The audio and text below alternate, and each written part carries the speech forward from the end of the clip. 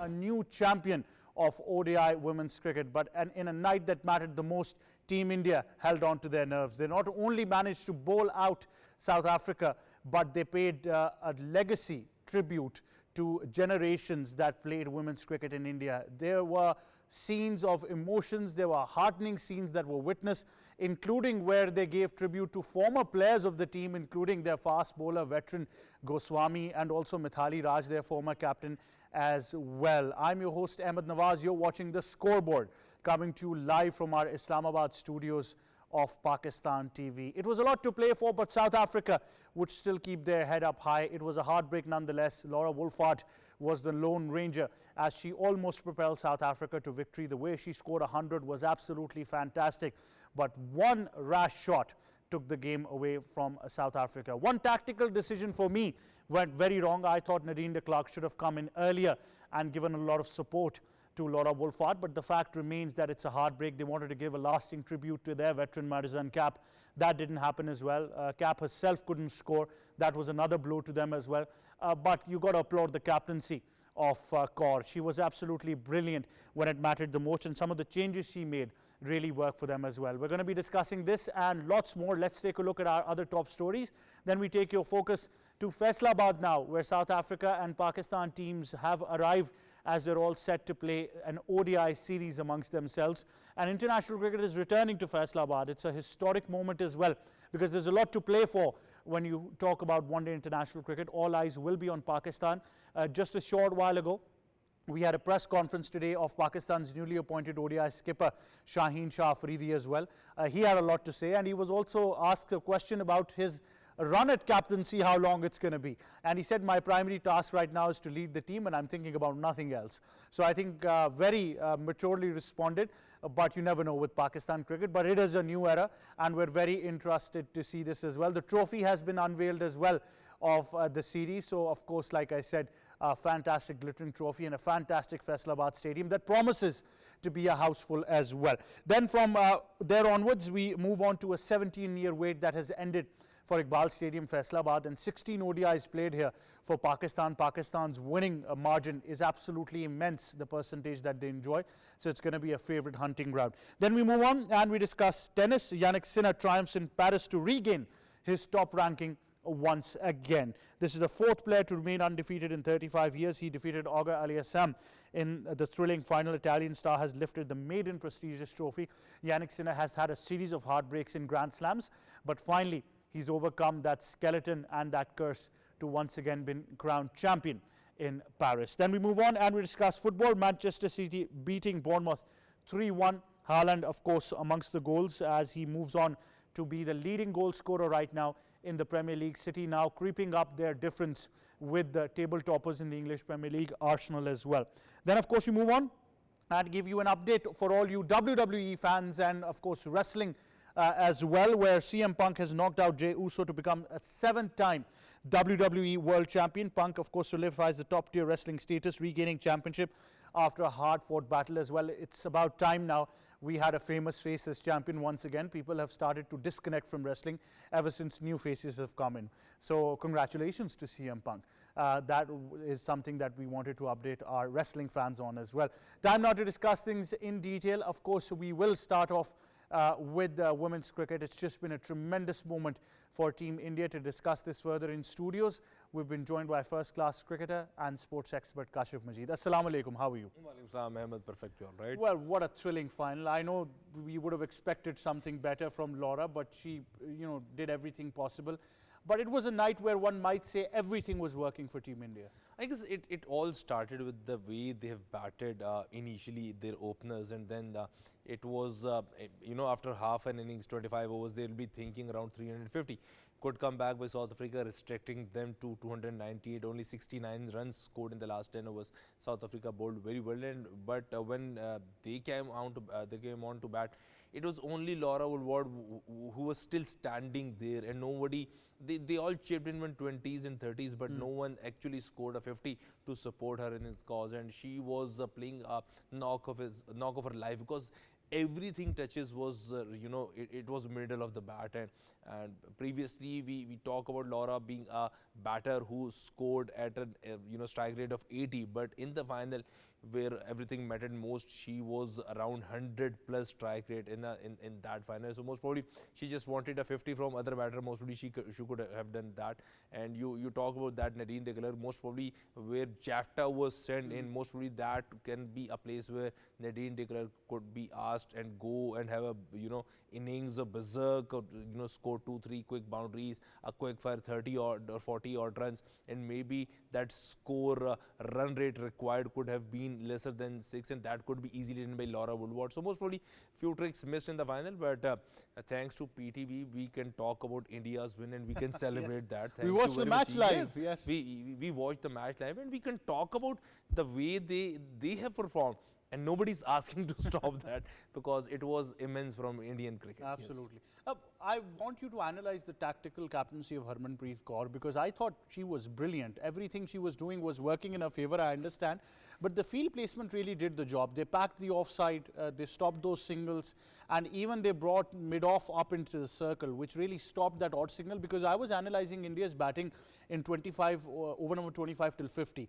And there were very easy singles on offer, which I think gave them a lot of momentum. See, the important thing when Ahmed, we talk about all these changes, there is a proper staff sitting in the dugout who's working at that precise moment. It's just not thinking before the match that who the batter is and how we can go and ball at her. It's thinking during the match also that today she's struggling at that particular moment. So let's catch up with those run rate and put extra fielder into the circle and stop those singles which can be pretty handy at times. And this is how the staff, the support staff works. I don't want to mention other teams, but when it comes to India, the tactical changes yesterday were made by Harmanpreet Kaur. Most probably the way she introduced, Shefali Verma for that matter, and after the match, she just mentioned one thing. I just knew that was her day. That is her day, yesterday, because Shefali played excellent knock as an opener, and when chips were down, because at that precise moment they were scoring around 10 runs in the last 3 or 4. Was boundaries were flowing quite easily. She asked Shefali Verma, and she got 2 important breakthroughs. And Mary Zencap, the most unfortunate dismissal one could have in the finals. That changed the match. That changed the complexion of the match. Dickerson was there with the Laura, but eventually when she got out, it was Deepti Sharma show all the way along. Well, she had probably the night of a lifetime with the bat, with the ball. She was just absolutely brilliant. But we've got an interesting stat to share with you that identifies the champions, because why this victory is so important. You look at reigning champions in major ICC tournaments so far, and then of course you see India now thrice there actually, over there in that list as well, and 4 times. Yes, of course we do have the Champions Trophy, how can I forget that? But Lord Bavuma stands tall still. It would have been a dream run for South Africa and a year 2025 for them being crowned the World Test Champion and the Women's Champion, but that wasn't the case. But because Kashif has mentioned a very important point about the system and the consistency that has been given, let's talk about Amul Mazmudar now, the Indian coach. 11,000 Ranji runs for him. Given this appointment, given consistency, at one time I remember he was called the new Sachin Tendulkar. It's a huge tag to be given to someone. Unfortunately, he couldn't play and debut where he would have loved to play for his national side, but still did the job professionally well. And that's why I want to highlight once again that we need professionals in the coaching role, not plan B, who couldn't do anything and we give them a coaching role. We still have one coach who is on temporary basis, yes, interim basis, and he's running Pakistan team's international cricket. So this is where the setup tells a lot. You talk about Amul, we talk about Rahul Dravid for that matter. Started at under 19 and then went into National Cricket Academy, then take on the roles of India A, and eventually landed in big shoes of head coach of India's national team, and ultimately won few trophies and then left out there. Thank you very much. This is it. This is how something is done when we talk about it professionally. They have got 5 pillars of cricket who talks about cricket, who takes the major decision. They talk about the cricket committee. They have got Sachin, they have got Rahul Dravid, they have got Saurav Chandidas Ganguly, VVS Lakshya, and most probably Javagal Srinendra, or if I'm not missing someone. So these 5, Anil Kumble for that matter. So these 5 are the pillars and who talk about cricket or cricketing matters, and they worked as a cricket committee who is advising role to BCCI. Let's talk about our cricket committee do exist. Are the former cricketers working in tandem with PCB? I think no. And the fact is that most of our former cricketers are mostly found on television. Well, if I look at the Indian side as well, I think a lot has to change. But you know why certain things really matter. Like I said, you know, if we can just put that stat up against, I'll just request my team to put that stat up of the last couple of ICC tournaments and who's won. That's a very important stat. That gives us an idea of where priorities for teams have been in the past 1 or 2 years as well. I just request, you know, our team, there you go, reigning champions, if we can just keep that stat up for a bit and we talk about in major ICC tournaments as well. You know, we look at Australia twice in there, India 4 times in there, New Zealand, of course, in there as well. And of course, you've got then, like I said, Lord Bavuma standing tall as well. Because the fact is that, you know, teams have prioritized winning ICC tournaments at least 2 years before. Maybe I'm still stressing this too much, maybe more than 2 years.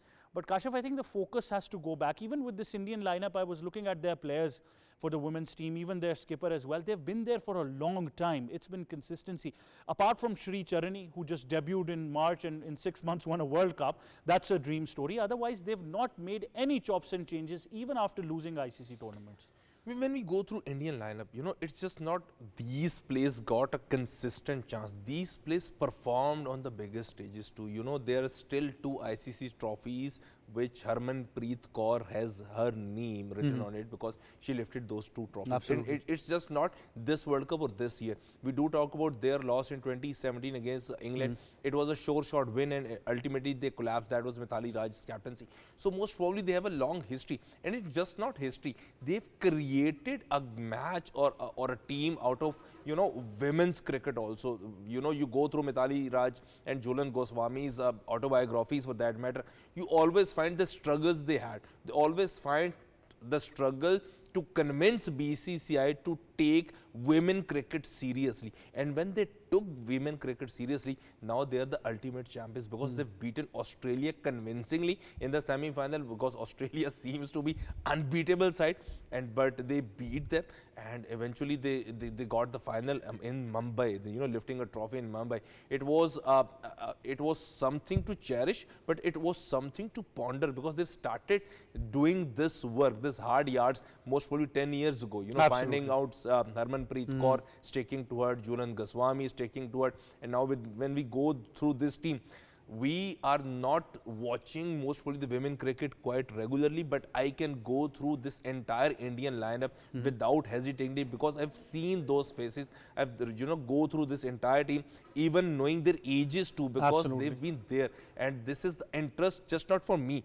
This is the interest for every viewer who is watching those cricketers perform at the highest level of international cricket. Well, another very important prospect is going to be the fitness. I'm going to come back to you with the fitness criteria as well. But now, of course, we have to talk about Pakistan's ODI cricket calendar that starts as well. There's a lot to talk about when it comes to cricket returning to the iconic Iqbal Stadium, Faisalabad. We have to talk about that, and to know more about the history and significance of this return of ODI cricket to Faisalabad, we've now been joined on the scoreboard by senior cricket commentator, expert and historian, Mr. Asad Ali Khan. Assalamu alaikum, sir, and welcome to the scoreboard.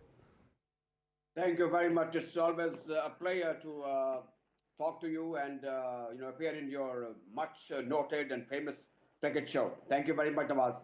Thank you very much, sir, for joining us, sir. My first question to you would be the return of international cricket to Faisalabad. How iconic is this, and what does history tell us about the iconic Iqbal Stadium, Faisalabad?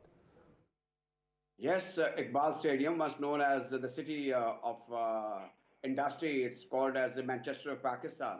There was a long demand by the cricket fans all over in Faisalabad that cricket should be played like we had in the past. The ICC Cricket World Cup matches were played there. So was about South Africa. They have been there, you know, a couple of years. They played a test match there.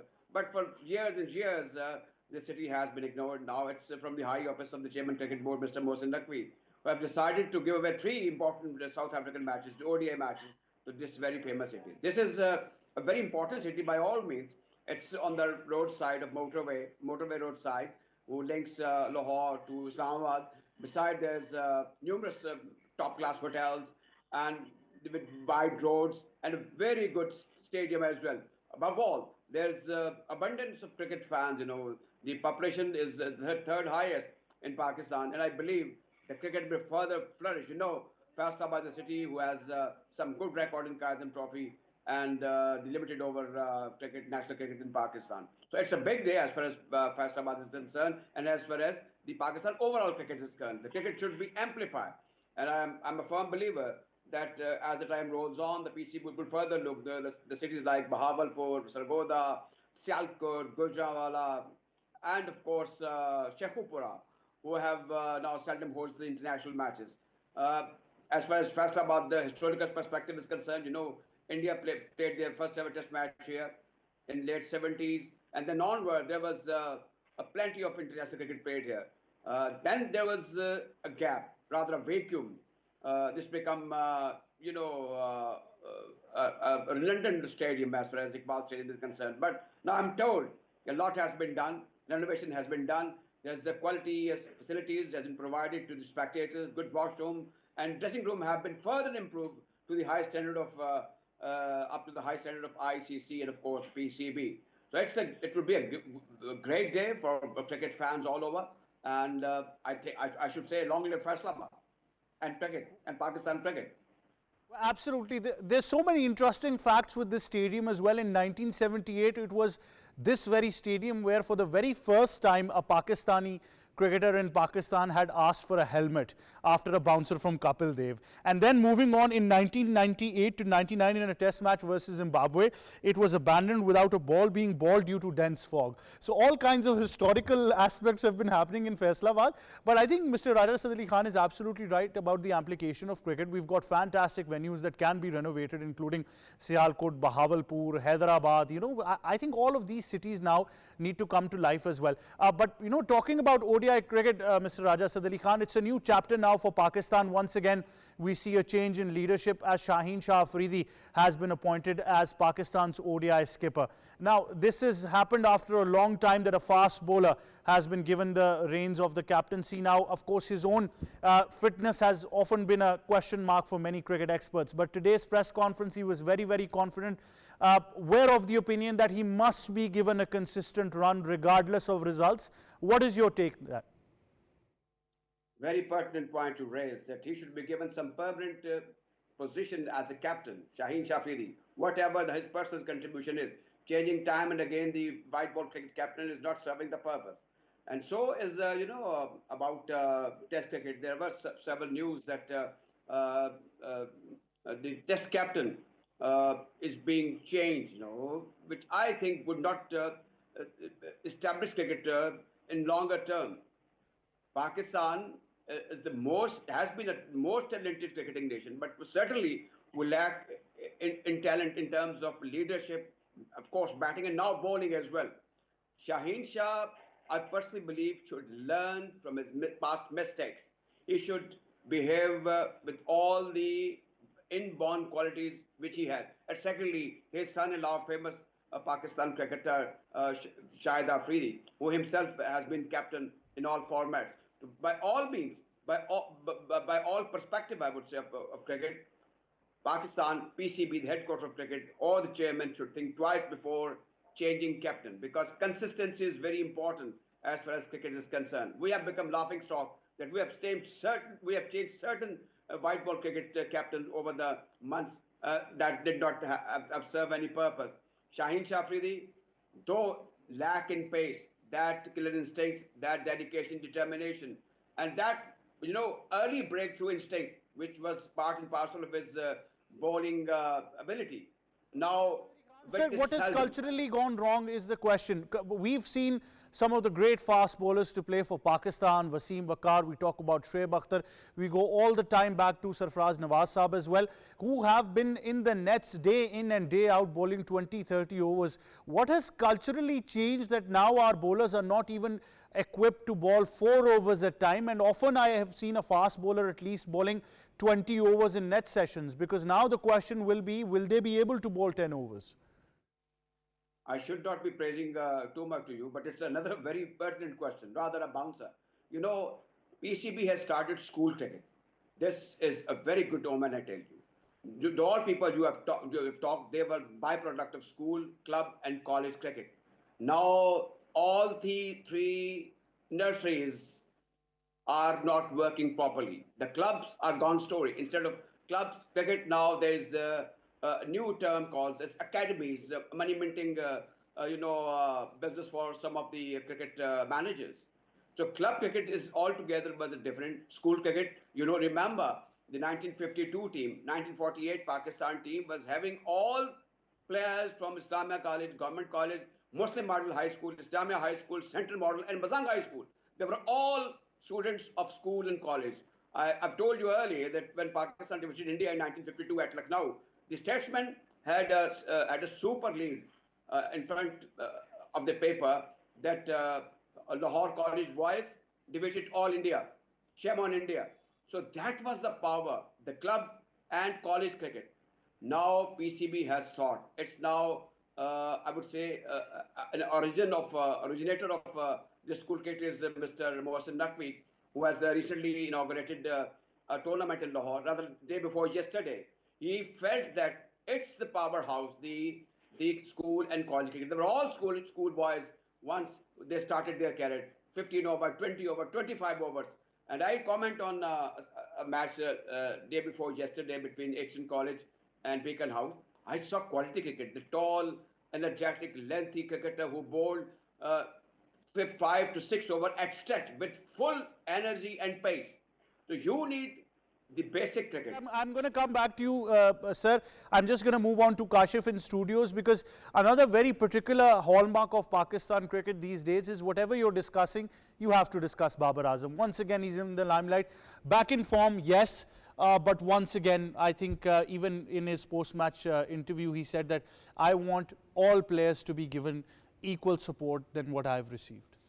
I guess it's mandatory he should talk about, because it's something I would say becoming a joke that Pakistani opener are batting and everybody started chanting Babar Azam because they want one of those openers to get out, please. And they celebrated. And they celebrated as if they are watching as an opponent's fans, because it's not good. It's that happens with us when you are set to bat. A lot of the crowd is chanting in F7 because a lot of your colleagues and your friends are there, so they want you to. It happens once in a life, Ahmed, but for Babar Azam, it's for everyday story. It will be a disaster for the psychological effects on the team, because nobody wanted to bat before Babar. A lot of people have questioned that when he's getting out, the entire crowd is leaving. Last time this happened was with Shahid Afridi, I think. But Shahid Afridi, the mantra was because he was hitting sixes. And a typical region supported Shahid Khan Afridi. It was Peshawar where everybody started leaving. It doesn't happen in Karachi for that matter, or Lahore. But with Babar Azam, it's happening everywhere. So this is quite alarming for everyone in Pakistan. And Babar should have to, pose those questions in front of crowd. It's just not me. I'm not bigger than the team. It's a team game. Everybody has to chip in. Everybody has to support. And most probably he did it very right yesterday, coming up with this line, this tagline. It's just not a one-man show. I want to give credit to Amir Suhail for being very brave to sit in front of him and talk about strike rates. I mean, that was another league that Amir Suhail stepped in. But then again, I think I'll come back to the question which I asked to Asad Ali Khan Saab. The question of captaincy at the moment. Shaheen Shah Afridi was very confident today in his press conference. He was also asked, how long are you going to be captain? And he said, right now I'm only focusing on the task. I'm not thinking about how long I'm going to be captain for. But the fact is that he'll have to prove himself. He just cannot captain only. He has to bowl 10 overs. And then he's got to lead aside. And there's still a question mark of how Mohammad Rizwan is reacting to this. Since this match is happening in Faisalabad, let me tell you, the moment Aqib Javed steps out, Shaheen Shah Afridi's career will be in question mark. Why? It can be termed as a joke, but you go through last 2 years debutants from Pakistan in any format, and you find out how many. I do have got the data, but you can find out quite easily one franchise is surpassing every other in every aspect. I don't want to go into more details, but left arm spinner who debuted at the age of 39 had quit playing red ball cricket for the last 4 or 5 years. Asif Afridi. Yes. Last 4 or 5 years, he haven't been regular in the red ball cricket, and he got debuted in a test match because it was favourable conditions. So does that mean had Babar played for Lahore, he would have never been out of Oh, the team. never been. He would have been captain for all 3 formats, or more probably all 4 formats. He would have been the captain of Pakistan Shaheens for that They matter. actually wanted to pick him, but he went to Peshawar. That's the case in drafting as well. I And remember most probably that. this could have cost him the captaincy. So anything can happen in Pakistan. But you know, Shaheen Shah Afridi, if he's the captain, he should have stayed there as a captain for at least 1 to 2 years, most probably 2 years, because we wanted a stability in our side. I'm not sure about Rizwan. We do have certain reports where Rizwan was, you know, asked to leave captaincy, and he ultimately said that I want to leave because it's a graceful decision. But when we come to it, when it's talk of Shaheen Shah Afridi, there is always a bad taste, you know, happened when he was asked to step out, a step away from the captaincy after just one series, and most probably that could hinger on. That could be one of those bad moments that we could see happening again in the near future, because there are other options available, and there is so much now in social media and media that Aqib Javed is the person who is you know, taking all those bold decisions. If he's gonna go away from PCB sooner or later, what's next? That's why I said that it'll be interesting how much authority Shaheen has on selection, because he'll be having full backing of Aqib Javed. It's very simple. It is simple, but that full backing could lead to every decision made by Aqib Javed too, because we want Shaheen Shah Afridi to take decision, because he's the leader in the, you know, in the ground, in the rope. So decision should be coming from Shaheen Shah Afridi in consultation with the other players, just not one guy sitting and taking all those decisions. Absolutely. Mr. Raja Asad Ali Khan, sir, I would be tempted to ask you about Babar Azam. The lad is back in form once again. But the fact is that he's been through a very rough patch. Every cricketer does, but in Pakistan, unfortunately, it's overhyped. How would you analyze him now? Of course, he steps into the most comfortable format, one-day international cricket. And the way he talked about in the post-match presentation in that final T20 as well, after winning the Player of the Match award, he said, I want every player to be supported, because right now, let's just accept the fact that the entire Pakistani fan base is all about Babar Azam. Raj, you have been rightly pointed out about certain important aspect regarding Babar Azam rise and fall in T20 cricket. Babar Azam should be told that he is like Zaheer Abbas or Majeed. He is an excellent shot maker. He is providing some cushion to Pakistan depleted batting in Test cricket and ODI. But still, I believe that we are misinvesting him in T20 cricket. That's a quick cricket. But the way our replacement have delivered during his absence, just make his case easier, and the public demand make his case easier to back in the side. And you saw the day before yesterday, Pakistan winning the T20 series because of his fantastic batting. He's an excellent shot maker, but still I believe he has to transform himself into quick cricket. He had to play unconventional stroke. He had to raise his strike rate beyond 140. And at least he had to play some winning innings time and again. He's a big cricketer. He's a great cricketer. He should score 200 runs. He should score T20, 70, 80, 100 runs, 150 runs in the ODI cricket. That is his caliber. And we are wasting his energy, his caliber, his class, and of course, his ability of monumental individual inning into just asking and demanding that he should come back to play T20 cricket. Pakistani cricket fans were especially... I think as a cricketing nation, I want you to address our cricketing fans in Pakistan, sir, that even for us sitting on media platforms, sir, maybe we just need to be very calm and collected. Unfortunate in Pakistan, we're making heroes, then immediately we're turning them to zeros. Immediately there was a premature sensation of Babar Azam, then given captaincy, then his downfall came, and the same experts who were praising him went against him. Once he was out of the team, the same experts who were against him started talking about him to bring him back into the team, because they probably felt this is what will give them a lot of TRPs and popularity on digital media. It's a very unfortunate scenario, sir, that we're making heroes and making zeros very quickly. Nawaz, unfortunately, there's a culture, former manager, former chairman PCB, or former test cricketer, they all become expert. That is a very specialist job, I tell you. Those who are commenting over television on test matches, ICC events, they shouldn't be at the headquarters of BCB as a working executive, like chief selector or CEO or chairman. Speaking is a specialized job. Writing is a specialized job. Our very dear colleague, who I'm very much impressed the way he was, talking about the cricketing matter, and especially the ICC Women Cricket World Cup. He was right, 100% right to every aspect of Indian cricket. But I tell you one important thing about Indian cricket. They have certain instinct, ability to use all non-cricketing methods, ways as mean to influence the result of certain match. Their ability I don't want to take a credit from Indian men's and women's cricket, but they are very smart people, I tell you. I've toured vastly India and I've seen them. They are very sincere to their purpose. They want their team victory by hook and crook. They use every aspect. They use every official under their influence, either directly or indirectly. And I think the final, the ICC Women Cricket Club final, was played under the same influence.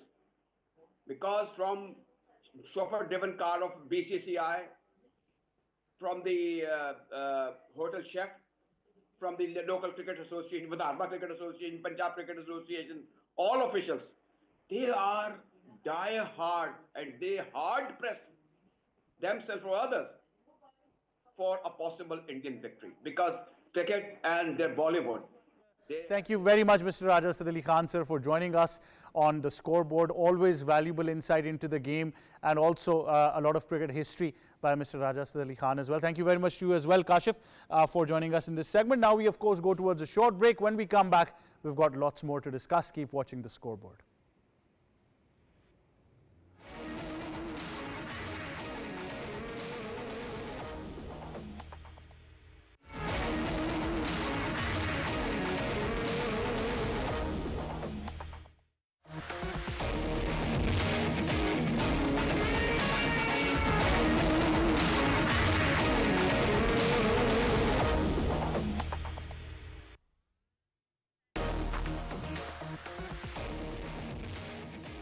Welcome back to the scoreboard. Now we discuss more updates from the world of sports. Particularly, we start off with the Paris tennis tournament, which has given us a lot to talk about. The fact is that a lot of people would have thought, but you know, who's going to win? But the fact is, when you've got Carlos Alcaraz being knocked out, when you've got Cameron Norrie being knocked out, then you've got to pick your winner, and at the end it was Jannik Sinner, who probably ended a curse, which I would say was overshadowing him, and finally wins a title as well. To discuss this further and much more in studios, we've been joined by sports expert Ali Mehdi. Assalamu alaikum. How are you? Walaikum salam. I'm very well. How are you? I'm very well, but how do you feel and how would Jannik Sinner be feeling? Because like I said, there was something about a monkey on his back which is probably now addressed. No, relieved. He is relieved indeed. I mean, you know, Jannik Sinner this year had not won an ATP 1000 Masters title. So he had this big monkey on his back. Yes, he won the Australian Open, he won the Wimbledon, but he was going through a drought. He hadn't won a big title, and for him to win this was massive for his confidence too. You know, going forward, he knew, and I said this to you, Ahmed, 2 weeks ago, that this battle for number one has reached its climax. You know, by doing this, he's leapfrogged Carlos Alcaraz, and now it's going to be an interesting finale where him and also Carlos Alcaraz will battle for that number one position in Turin at the World Tour Finals. What do you think of the final as well? Because I don't want to say this, I don't want to take anything away from him, but the fact is that having Cameron Norrie being knocked out, having Carlos Alcaraz being knocked out, probably gave him a lot of hope and momentum that probably I can take this. And frankly speaking, I would have expected more competition from Figure as well. Look, I expected more competition, but you have to give credit to Felix. Felix is the same opponent who made the US Open final. And he made a fist of it yesterday, losing a 4-6, 7-6. It just shows that he's really developed as a player. But Jannik Sinner knew that with Carlos Alcaraz, his kryptonite going out, and him destroying Zverev in that semi-final, he just annihilated him in that semi-final. And then Medvedev, a former champion and going out too. You know, the field was open, and you know, Felix, whose number he has, he managed to beat him. But it just shows that now Yannick Sinner he's able, every time when you write him off, he always steps up. And it's really interesting that over the past few weeks, he's really recovered in terms of points in getting to that #1 position. Well, he's justified not participating in the Davis Cup, though. I think that is now justified. Now it is justified, and we did talk about this a couple of weeks ago, and I think now it's justified because he really wants that #1 ranking and he wants to go for Grand Slam. So good on Yannick Sinner. Well, absolutely. The next forward future for him, what are you expecting now? I think he's the World Tour Finals. World Tour Finals, he wants to defend his title. He knows that Carlos Alcaraz has not won that title, and he's going to try his level best because he wants world #1 too. So it's going to be very interesting between these two. I think this rivalry is probably going to give a lot of momentum to tennis once again. We've not had that sort of rivalry for a while, but I think you're absolutely right that there'll be a lot of momentum into it. But the fact is that Yannick Sinner should be celebrating. He should be, and I think that decision has really paid off to take a break from participation in the Davis Cup, although that has been criticized a lot. But now we move on to football, and Haaland once again tops the scoring list of the English Premier League. He was instrumental in their victory over Bournemouth with 2 goals, but the fact is that Manchester City are slowly creeping up to table toppers Arsenal, and that's frankly the only competition you'd expect. Yes, Ali Mehdi, your analysis of the game. Look, if you talk about the game, you know, Man City themselves were actually under the radar. They were actually nobody was really giving them much a chance. They have a new team over here with Rodri not playing. Obviously, some players, Kevin De Bruyne is not there. But Manchester City is now coming into its own. Look, Eric Haaland had a disastrous season last year after, you know, that phenomenal first year he had. But this year, he knows that, look, he had a dip, but this year he's really stepped up. 13 goals in about 10 games shows that he's back to the level where where he expects himself to be. And if there's any team which are going to challenge the Arsenal for the title, it's Man City. They have the experience. Eric Haaland is firing on all cylinders, and Pep is really counting on him, Ahmed. Well, the fact is, this is a young lad who's still equally focused on international football as he is on league football. Because I was talking to someone because I really wanted to know how his international scheduling would cope up. It's a World Cup year coming up. But the fact is that the guy is an equal machine at the moment. He is an equal machine, and whilst he's very galvanized for Norway, he's very upset because last year, look, Man City for the first time in many years did not win a title. He's hungry, he's firing, and he's with this new team of, you know, Cherki over there, Nico Gonzalez, this O'Reilly over there. Lots of new players. He knows he's really got to step it up, and being the senior pro over there, he's really doing extremely well with the brace yesterday. Table toppers Arsenal. I have to make you talk about them because they've been clinical so far this season, but they've got City creeping up. They've got City creeping up, but they still got about 6 points. But the thing is that can actually be reduced to dust, if we know, in the Premier League. But Arsenal have... Who knows better than us? You know, of course, better than us. You know, they had 2 opportunities in 3 years. But look, this time they're doing very well. And they haven't conceded a goal in October. You have to give Arteta his flowers. He's worked very hard. He's got a good team. I know it's early in the season, 10 games up, but Ahmed, it looks like Arsenal are a very well-oiled machine this time. Liverpool, problems to them continue. I understand a lot of Liverpool fans are unhappy with the statement that came out after their horrendous loss, that you know, their manager went on to say that my players were fatigued, and people said, we're not buying this. You've got, you know, you probably had the 2nd or the 3rd highest kitty of spending in the Premier League. You should have done better. They should have done better, but look, they went through an absolute rut in October, you know, losing like about 5-6 games. Crazy, the amount of games they've lost, including in all competitions. But look, you have to, despite all of this difficult time they've had, they've actually at least, you know, they've put this to an end, you know, over here, this rut to an end. They've gotten an important victory over Aston Villa, who themselves are doing very well. Salah getting on the score sheet against Sabzulai, doing well too. So, you know, good on Liverpool too. Yes, they've gone through a difficult time. They're still very far away. I would say about 6 points behind, about 7 points behind league leaders Arsenal, but still early in the season, but you expect better from Liverpool. Absolutely we do, and that is your daily take on football, especially the English Premier League. Now we move on to wrestling, and a lot of you WWE fans have been very eager for this result as well. You know, it's just plain simple. CM Punk now a 7-time WWE champion, a veteran already, beating Jimmy Uso of the Uso brothers, and I think it's just phenomenal. And that song once again starts hitting, you know, or buzzing in your ear, I would say. Look in my eyes and you will see an awesome personality. Yes, Ali Mehdi. Look, This is really, CM Punk really deserves his accolades. CM Punk is an enigma, Ahmed. CM Punk is a person who obviously won this title. He was a 5-time champion. Earlier this summer, he actually, at SummerSlam, he beat Gunther for that title, whereas he was cashed in for Money in the Bank by Seth Rollins too. So he was very, very upset. But with the field completely vacant over there, Seth Rollins he's injured now. He has an elbow problem too. Gunther is out. LA Knight still, I would say, a novice over there when it comes to title. There was only one name, and that is the best in the world, and that is CM Punk. He did extremely well. He's deserved this for a very long time. Look, CM Punk is incredibly talented in the ring. He has incredible prowess in the ring. He speaks very well. He has sharp for promos. veterans like us, I just want to say it's good to put a familiar face, because there have been so many newcomers in WWE that it's finally great to see a familiar face on the championship, although I absolutely do not like what they've done to the championship belt. No, but I have to be very honest with you, Ahmed. They really needed a superstar, and the only superstar they have is CM Punk. People did not like when Jey Uso won the title at the WWE Heavyweight Championship at WrestleMania, and you know the WWE was going through a lull. But for CM Punk to win it, it's only going to sharpen WWE's vision. They trust him. He's a veteran. He's won this 7 titles too, and the fact that he's going to carry this on to Raw, it's going to do them incredible numbers. So good on CM Punk. And after all, like I said, like the great Bret Hart said, he at this moment the best technical wrestler in the world is CM Punk. Well, certainly. Thank you very much, Ali Mehdi, for joining us. I know you're a happy man with CM Punk being the 7-time champion, but I think once again a familiar face takes over the WWE Championship, but a 7-time champion. I mean, it's not just every day that you see a legacy being built now with all the newcomers in WWE, but that's all we have time for from this edition of The Scoreboard. From me and the entire team, it's goodbye for now.